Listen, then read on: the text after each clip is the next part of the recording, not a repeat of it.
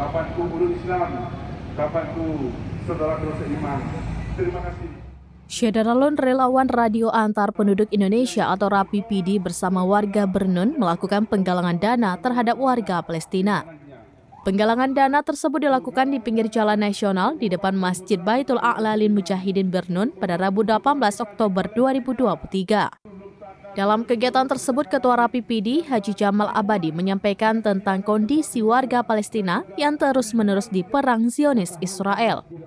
Bahkan warga Palestina tidak diberikan hidup di negaranya sendiri. Saat ini ribuan warga Palestina meninggal dalam peperangan antara militan Hamas dengan Zionis Israel. Haji Jamal meminta masyarakat untuk menyisihkan bantuan untuk menolong warga Palestina. Penggalangan dana untuk warga Palestina akan dilakukan selama sepekan dengan berdiri di depan masjid mulai pukul 10 hingga 18 waktu Indonesia bagian Barat.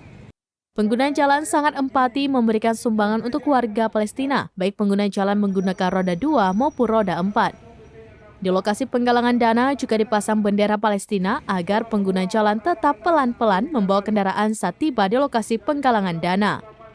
Relawan RAPI dan warga Bernun tetap bersemangat menggalang dana untuk warga Palestina. Saudara beliau daripada penjajahan Israel, mudah-mudahan Israel bakal kita jiwa di sini. Hanya saja Palestina, tabantu di sini bagi siapa.